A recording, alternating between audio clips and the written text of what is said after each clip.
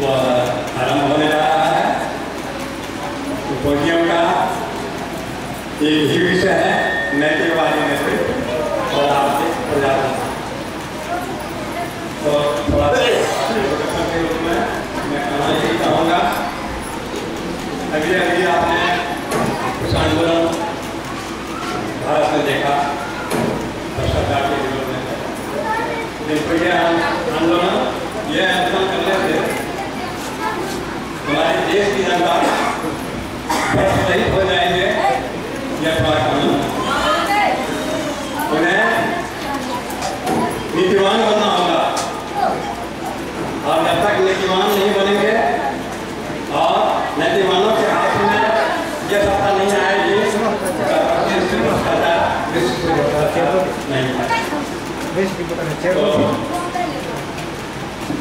नैतिकवादी जो नेतृत्व है और फिर जो आर्थिक प्रजातंत्र की बात आती है, यह किस प्रकार से संभव है।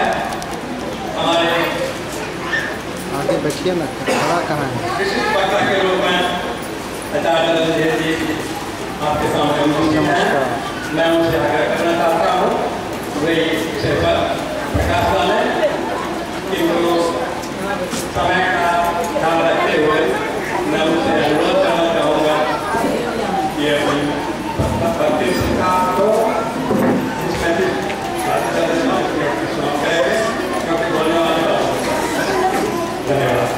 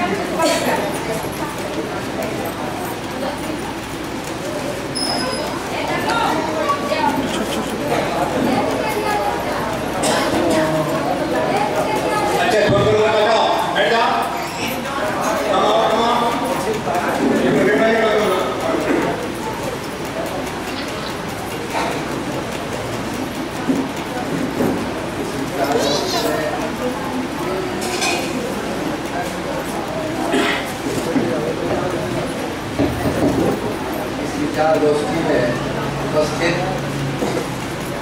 सभी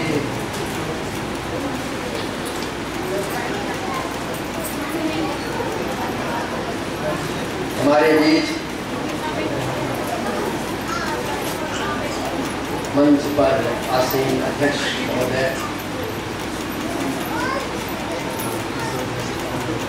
पूर्णिया कॉलेज के आचार्य महोदय जी और हमारे हनुमान उत्पादन आचार्य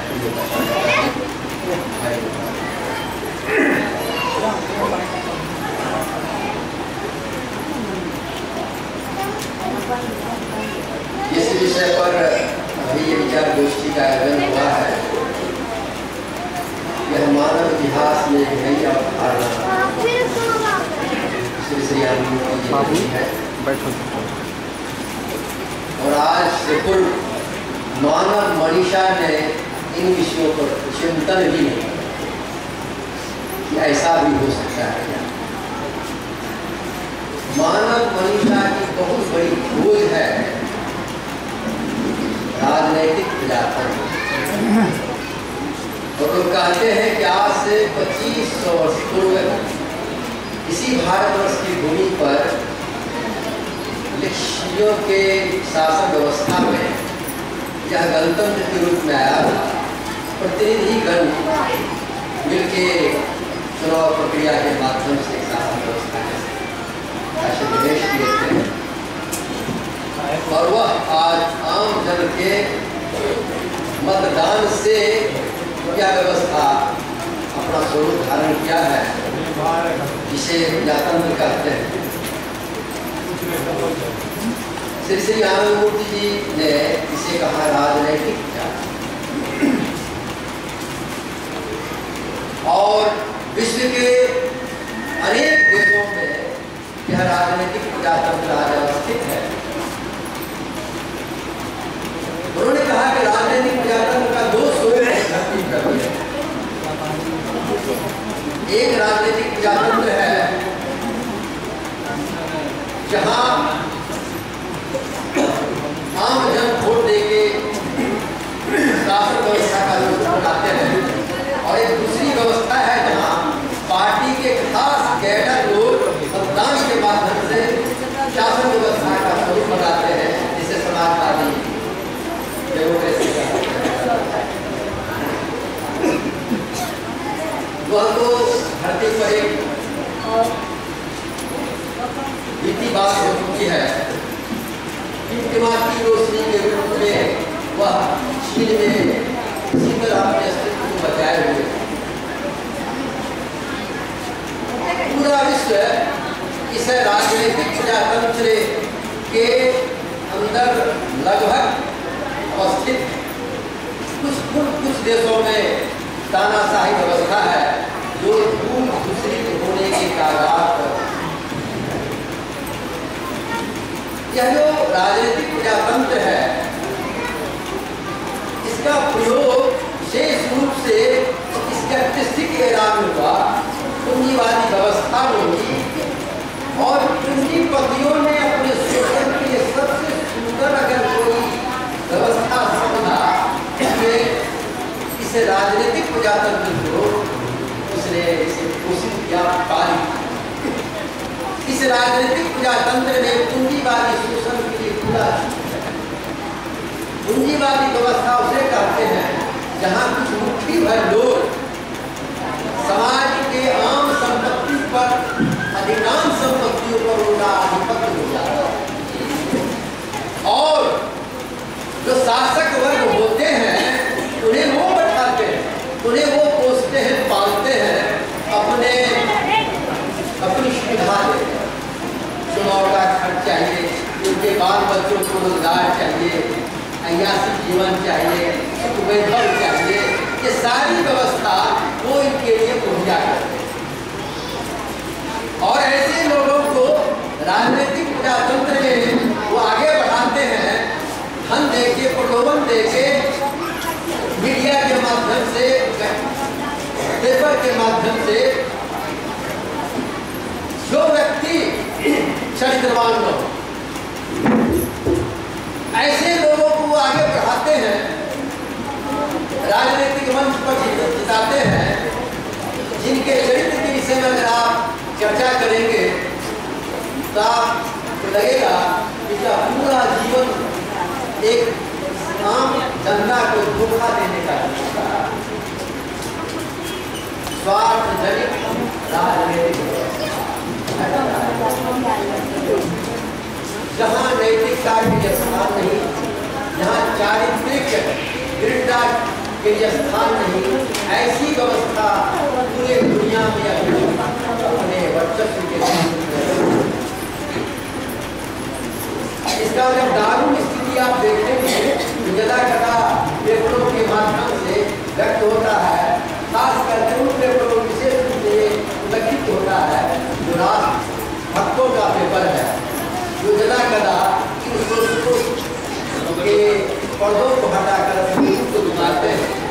जिस सामवाद की बात हम करते हैं उसको कहते हैं एक ऐसी व्यवस्था जहां पार्टी के लोग, वहाँ के पदाधिकारी मिलकर पूरे देश की संपत्ति की व्यवस्था पर नजर रखते रहते हैं, और इसे लोग कहते हैं आम जन की व्यवस्था।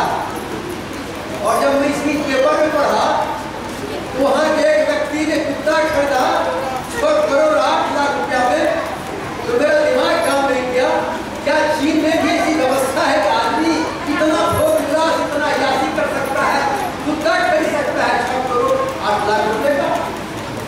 बदला नहीं देंगे तो साम्राज्य के नाम पर पूरी तरह पूरी बाधित हो सकती लोग वो विलास की सुबह है बात पर ऐसा आराम और आमजन की स्थिति बड़ी ही दारुण दुनिया का प्रदेश का ही हमारे यहाँ पर उपलब्ध रहता नहीं है।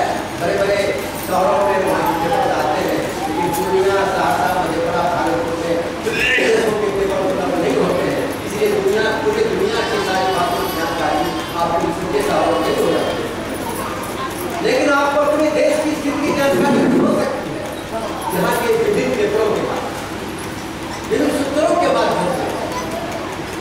यहाँ का जो भारत की स्थिति है स्थिति ये है कि इस प्रजातांत्रिक व्यवस्था में 64 वर्ष के इतिहास में 64 वर्ष के आजादी के इतिहास में इस प्रजातंत्र ने हमें क्या दिया? हमें दिया लगभग 40% गरीबी से नीचे रहने वाले विशाल और एम्प्लॉयमेंट एक्सचेंज में काफी कुछ मैंने पढ़ा था। एम्प्लॉयमेंट एक्सचेंज में 6 करोड़ से ज्यादा पढ़े लिखे लड़कों ने अपना नाम दर्ज किया है और कुछ बेरोजगार है बेरोजगार। आप जान के आश्चर्य होगा इस देश में प्रत्येक साल 13 लाख लड़के इंजीनियरिंग कॉलेज में एडमिशन लेते हैं सरकारी गैर सरकारी और वो पास करते हैं। एक एक शहर में 1-2 लाख लड़का बैठा रहता है एम्प्लॉयमेंट के लिए। बंगलोर से एक लड़का ने मुझे खबर दिया सॉफ्टवेयर इंजीनियर बहुत इंजीनियर होता है मैकेनिकल होता है इलेक्ट्रिकल होता है सॉफ्टवेयर इंजीनियर करके मुझे खबर दिया यहाँ जब इंटरव्यू निकलता है तो 10 से 20 हज़ार लड़के उस कंपनी के पास खड़े होते हैं। बारिश कितने का है? 1 साल।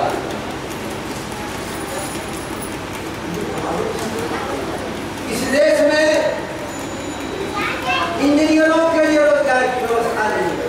अमेरिका ऐसा देश जहाँ अमेरिका का निकला है 1 करोड़ लोग वहाँ पर रोजगार ऐसा लोग स्किल्ड लोग पढ़ा लिखा और काम करने वाला हुनर लाखों लोगों को नौकरी से निकाल दिया गया। ये प्रजातांत्रिक व्यवस्था क्या है? व्यवस्था जिसमें लोग बेरोजगार रहते हैं जिसमें जीने की व्यवस्था नहीं है। इसी देश की स्थिति है यहाँ महिलाओं में आधी जनसंख्या महिलाओं की है जिसको अगर मेडिकल चेकअप किया जाए उसके शरीर में सब किसी हीमोग्लोबिन नहीं है बाल चिपका हुआ हड्डी निकला हुआ शरीर में कहीं खून नहीं है। ऐसी माँ से जब संतान पैदा होगा वो संतान रिपोर्ट है 45% बच्चे इस देश में कुपोषित पैदा होते हैं इसके शरीर में आवश्यकता।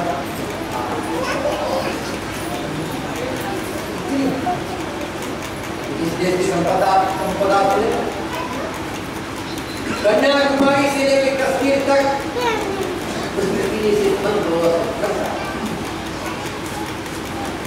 आप चले कश्मीर हिमाचल प्रदेश एक पहाड़ी घाटी का भूमि फल सेबों के बागान से भरा हुआ है और उसके नीचे जब आएंगे आप समतल भूमि पर तो पंजाब हरियाणा गेहूं चावल ऐसा सोना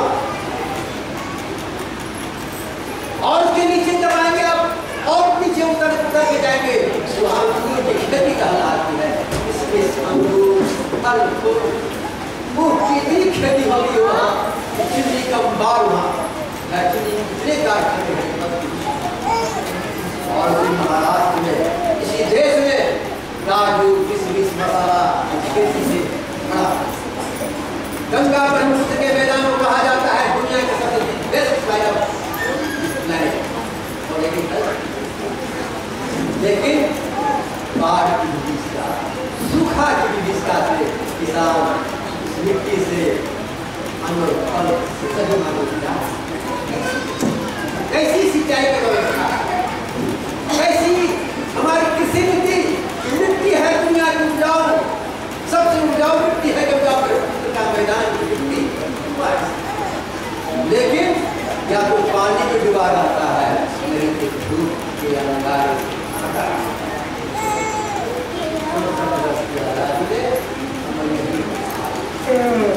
इस देश का इंडियन, जिस देश का ब्रिलियंट स्टफ इस देश में रहना नहीं चाहता तो चला जाता है, इस देश को खुशहाल कर।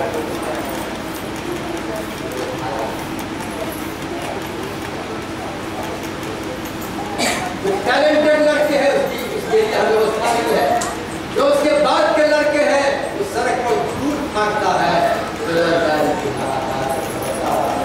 आमदन की बात यह है, सरकार ने कहा है कि जिंदा रखना है, एक प्लानिंग है लोग का 120 को जिंदा रखेंगे, उसके बाद क्या होगा तो बालू खर्च हो जाएगा।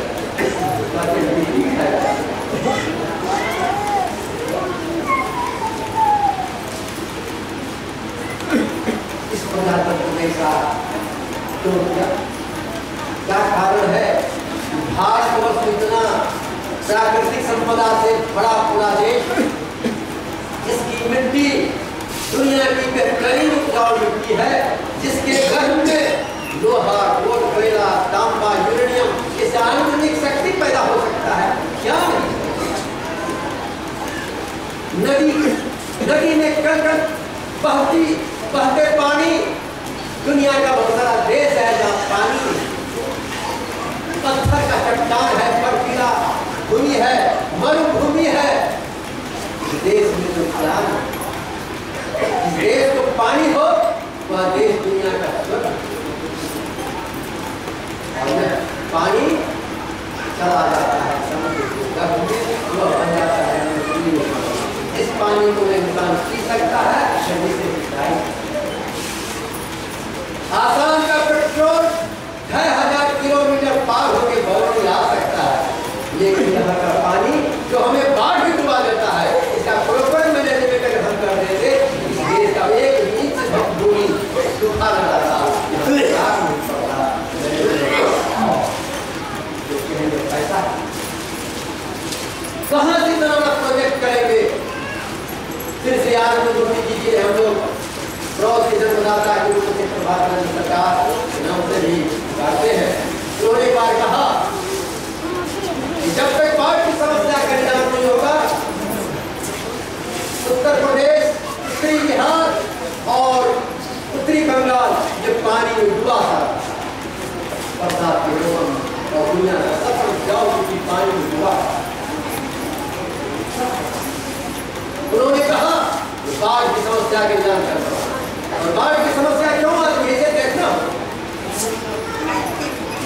बाढ़ की समस्या आती है जब नदी के गर्भ में मिट्टी फट जाता है, मिट्टी इसलिए बढ़ता है, जंगल कट गए हैं, जंगल मिट्टी को पकड़े रहता है अपने जड़ से पानी में, और मिट्टी बह के नदी के गर्भ में गिर जाए। नेपाल के सारे पहाड़ों पर, नेपाल के क्षेत्र में जो जंगल जो कट चुके हैं, वहाँ जो पानी पड़ता है, वहाँ से जो नदियों में पानी आता है, तो अपने साथ मिट्टी लाता है, कचरा लाता है, और नदी के पेट को कर देता है।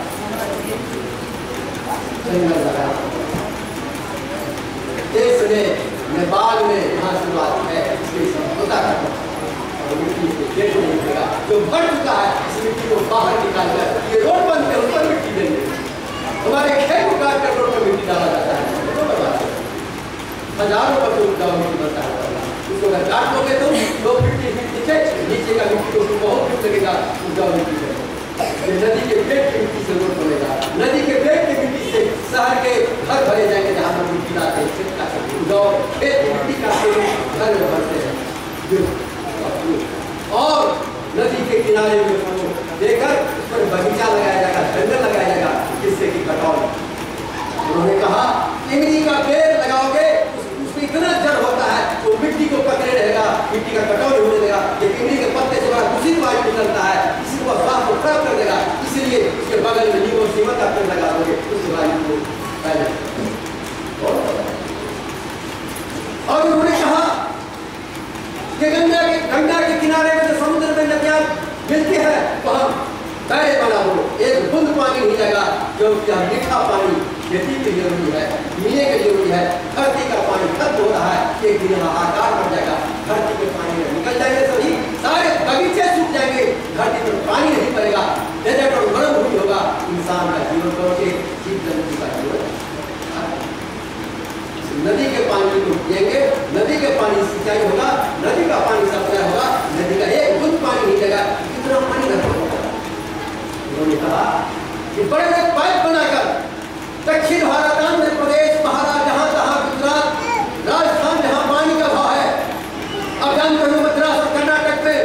कावेरी नदी के पानी के लिए लड़ाई होता है, बड़ा बड़ा आंदोलन होता है, उन नदियों में पानी भर देते, पहाड़ी घाटी में बड़े बड़े डैम बना के पानी में छोड़ कर देते, उसे नहर निकालकर गर्मी को बना सकता है पानी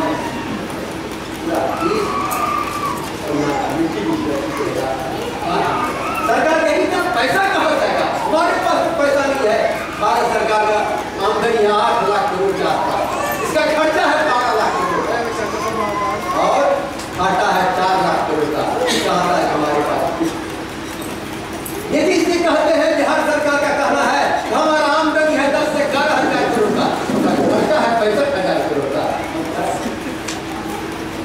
मैं नहीं कह रहा हूँ, पेपर कह रहा है, उनका स्टेटमेंट कह रहा है। पैसा करोड़ का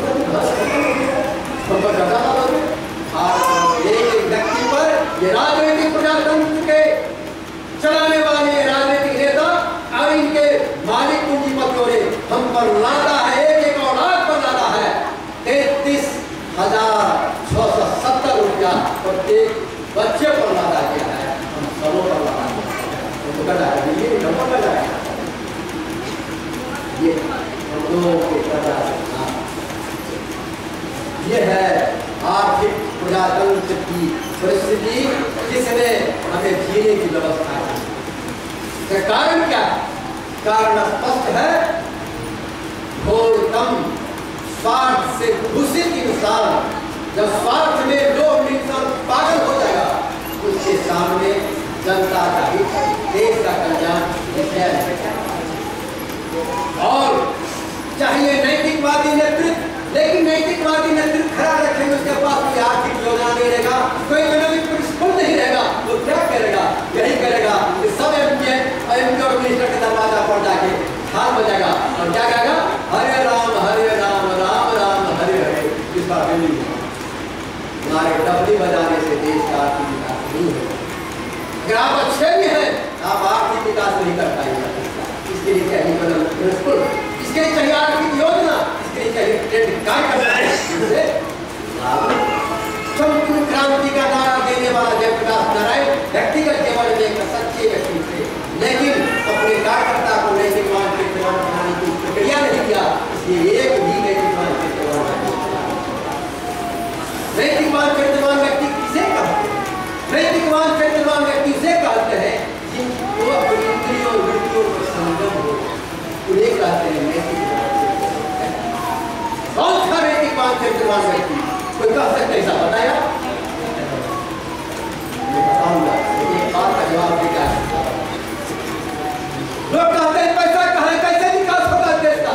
किसी भी कह सकते हैं, सारे बैंकों से लोन किया जा रहा है, इंडस्ट्रीजों कहते हैं हमारे यहाँ विकास को कुछ नहीं हुआ, उद्योगपतियों कहते हैं किस उद्योगपतियों ने जिस पूंजीपतियों ने देश को कंगाल बनाया है। केंद्रीकृत आर्थिक नीति, केंद्रीकृत राजनीतिक नेतृत्व पैदा करके राजनीतिक प्रजातंत्र और केंद्रीकृत आर्थिक नीति बनाकर इन्होंने देश को कंगाल कर दिया। केंद्रीकृत आर्थिक नीति का अर्थ है मुट्ठी भर लोग देश की पूंजी पर आधिपत्य किए और राजनीतिक प्रजातंत्र मतलब हर व्यक्ति को वोट देने का अधिकार है, सरकार बनाने का अधिकार है, लेकिन कैसे? हम विचार का नारा देंगे, ज्यादा हमको वोट देगा, आपका विचार खत्म, आपका विचार कहीं नहीं रहेगा। जब मैं जात का संप्रदाय का नारा दूंगा, अब उस पॉकेट में पैसा आता। आज देखिए मुखिया चुनाव को, आप देखिए और अन्य चुनाव को, क्या होता है? होता ये है, आप किसी हॉल में बहकर अपने विचार को अपना देते हैं, यही है राजनीतिक। तो हम कह रहे थे विकास कैसे होगा? इसी देश के पास इतना धन है कि अगर उस धन को लाया जाए, उस धन को सीज किया जाए, तो पूरे देश को कन्याकुमारी से अपने तक रोड अलकतरा का नहीं बनेगा। हमको एक व्यक्ति ने कहा दुनिया में तो चांदी का रोड बना पैसा कहाँ से? पैसा इसी देश का विदेशों में 2500 अरब डॉलर, भारत सरकार का खजाना है 300 अरब डॉलर, अंतरराष्ट्रीय मुद्रा है, इसी पर किसी देश को संपन्न है। 300 अरब डॉलर पर भारत वर्ष कहता है हम बहुत कंगाल देश नहीं है, और इसका बाहर में छिपाया हुआ चोरी टाका करके छिपाया हुआ कितना है? 2500 अरब डॉलर। और एक देश इंडिया में होता है 72,80,000 करोड़। इसको भारतीय बैंक में जमा कर दिया जाए तो इसके सूद से एक साल में 20 जिला का कायाकल्प कर दिया जा सकता है। कुछ ही सालों में पूरे देश का कायाकल्प।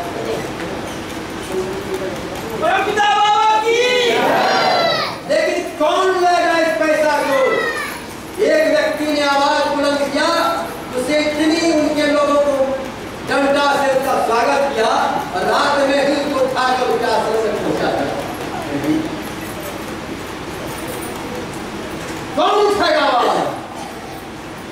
जिस व्यक्ति का के पास एक व्यक्ति है हसन साहब, जिनका 8 अरब डॉलर है विदेशी मुद्रा। भारत सरकार को इसी देश में परिवार है जो अपना घर बनाता है बिहार सरकार के बजट के लगभग बराबर। उनका एक घर है जो बन रहा है 9,200 करोड़ रुपए का। इस घर का नाम है इंडिया। भारत का सबसे बड़ा पूंजीपति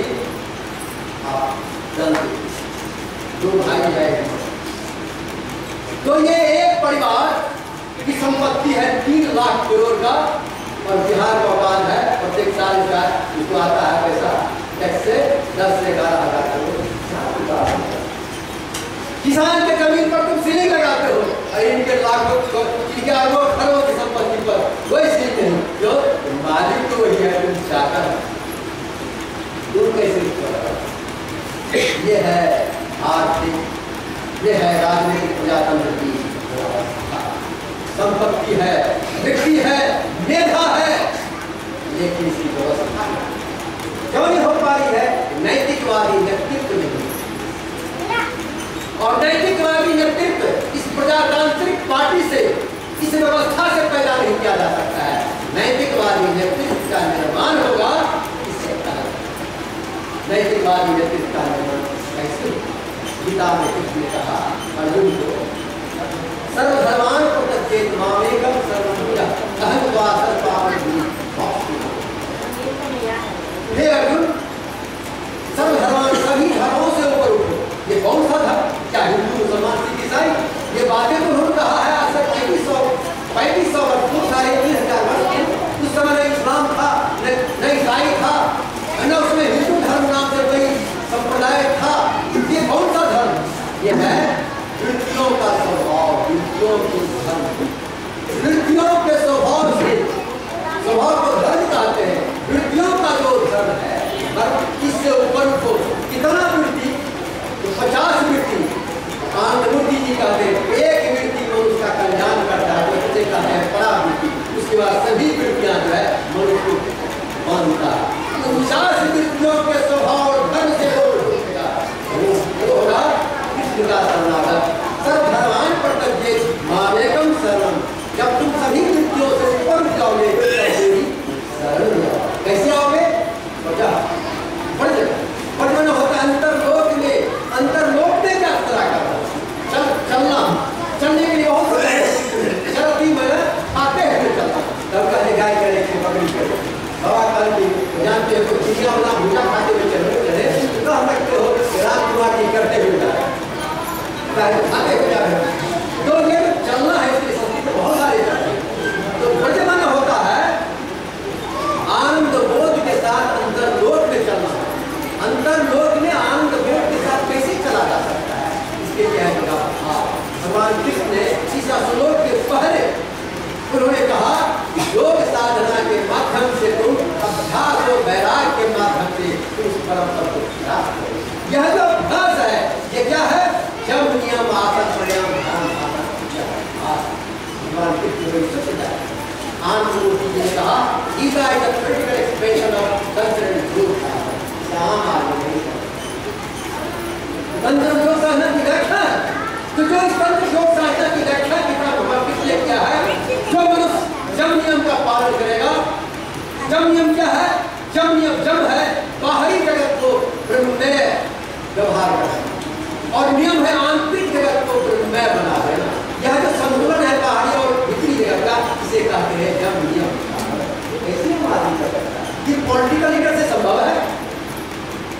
उसके ये जन्म को कहता जन्म में भी नहीं हो पाएगा। और वो कहते हैं आसन प्राणायाम ध्यान धारणा। क्यों? मनुष्य कामी पुरुष है, मनुष्य लोभी पुरुष है, मनुष्य क्रोधी पुरुष है।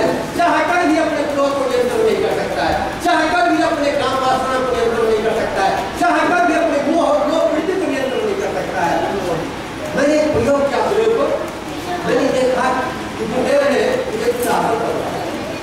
तो मैं जब उस आसन को करने लगा तो मैंने देखा कि सारी विद्या है मेरे अंदर जो कुछ विद्या हमको परेशान करती थी, देखा कि बाबा द्वारा बना ही उस आसन को करने का विद्या। मैंने देखा आज इस आसन को करने के बाद आज ये सब क्योंकि आसन के माध्यम से ग्रंथियों को बैलेंस किया जाता है, हार्मोन सेक्रेशन को बैलेंस किया जाता है। जिसका हार्मोन सेक्रेशन डिस्टर्ब है, ग्रंथियां शुद्ध और पवित्र और बैलेंस नहीं है, उनकी ग्रंथियां कभी संग्रहित नहीं कर सकती। आसन करना पड़ेगा। जिनका मन चंचल है वो कभी भी अच्छे भाव इसका ध्यान नहीं कर सकता। और जो मनुष्य उस परम सत्ता को प्राप्त करने के लिए अनंत अध्यात्म शक्ति से भूषित इस समुद्र का जाप नहीं करेगा, हर सांस में किसी सांस में कोई गिरती ढूंढ लेगा, हर सांस में उनका जाप इसे और ध्यान करते हैं जब परम पुरुष। तो इस तरह आध्यात्मिक साधना से मनुष्य अपने चरित्र का व्यक्ति का नियंत्रण करके सच्चा नैतिकवान व्यक्ति बनेगा। ऐसा नैतिकवान व्यक्ति जब आर्थिक प्रजातंत्र की स्थापना के लिए कार्यरत रहेगा तब धरती पर एक उन्होंने कहा आर्थिक प्रजातंत्र के लिए 4 बातों की आवश्यकता है। मिनिमम गारंटी, हर व्यक्ति को अन्न व शिक्षा चिकित्सा की गारंटी देनी होगी। आर्थिक प्रजातंत्र की रीढ़ है। आप जब भूखा रहेगा तो अन्न शिक्षा चिकित्सा की गारंटी देनी होगी। इसके लिए उनको गैर शक्ति का अधिकार देना होगा।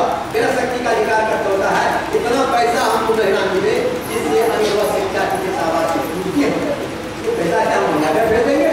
नहीं, उन्होंने कहा नहीं, मनियागर नहीं करोगे हर आदमी को रोजगार। रोजगार कैसे दोगे? जहाँ जो प्राकृतिक संसाधन है उस पर आधार और आर्थिक योजना हम हर व्यक्ति को रोजगार देंगे और इस तरह हर व्यक्ति को जीने की व्यवस्था देंगे। लेकिन राजनीतिक नेतृत्व होगा हमारा केंद्रीकृत, और यह केंद्रीकृत जो राजनीतिक नेतृत्व होगा, सेटेलाइट पॉलिटिकल पावर होगा, वो होगा सदैव के हाथ में, एकदम कठोर नैतिकवादी व्यक्तियों के हाथ में। तो देखेगा कि देश में कहीं आर्थिक और किसी को संपत्ति पर मालिक का अधिकार नहीं रहेगा। वो कहेगा कि हमारी जमीन से हमारी खेत से इससे तुम सबको रोजगार देंगे, सबको जीने की व्यवस्था देंगे। फिर मार्केट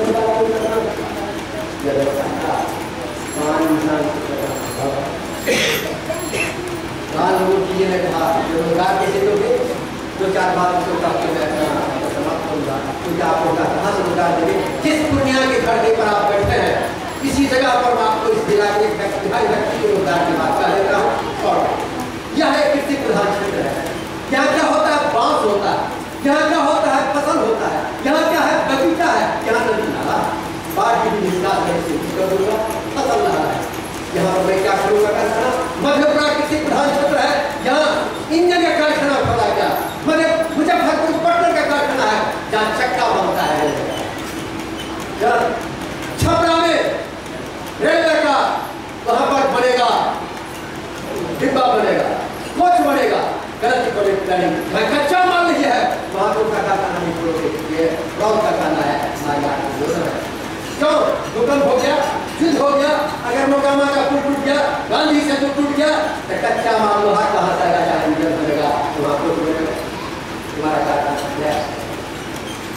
उन्होंने कहा जहाँ कच्चा माल है उस पर आधारित कारखाना बनेगा। उन्होंने कहा कि हाँ बनेगा हार्ड एंड बैम्बू इंडस्ट्री, बांस पर आधारित कारखाना, जिससे बांस को कैपिटलाइज करके साइंटिफिक तरीका से ऐसा गला कैसा बनाया जाएगा, उसको प्रेशर से कैसा बनाया जाएगा, तो सखुआ से भी मजबूत होगा, जो होगा छत का ढलेगा, उसको गला कैसा पाइप बनाया जाएगा, इससे वाटर सकता होगा। बाबा ने कहा लोहा से जंग लग सकता है लेकिन इसको जंग नहीं मिलेगा। बहुत दूसरा